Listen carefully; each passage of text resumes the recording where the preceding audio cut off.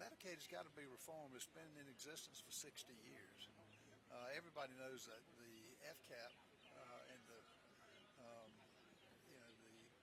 having illegals vote, having no checks and balances is not right. So it's going to have to balance. We've got to get to the 2 trillion. I know 1.5 is the baseline now. You got to find it in Medicaid, and it's not cuts. It's redoing something that realigning the language of who qualifies and who doesn't. So that makes sense to me. I hated to see him say that. But you hated to hear Johnson say that? Yeah, this early because we hadn't. They meet next week, E&C, but the bulk of it, the $890 billion's got to come from that committee. And Medicaid, if ever there needs to be a reform, it's Medicaid. Do you think that should be changed, the federal, state? Absolutely. Why should 90% apply when those who are in need the most are only getting a reimbursement of 50 to 60%? That's not fair.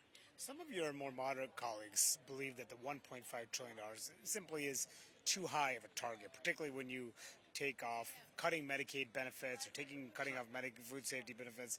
What food stamp benefits?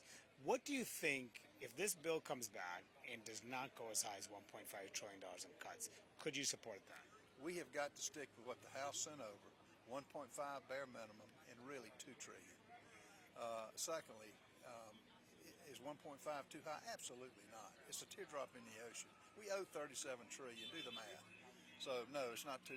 And anybody, if we don't cut it now, that just to send a message we're never going to cut. They seem to assume that you guys will fold. We're not going to fold. We're not going to fold. What we sent over is the bare minimum. And if we can't get this, then there's a block of us that will say no. And we'll stick with it. Appreciate it.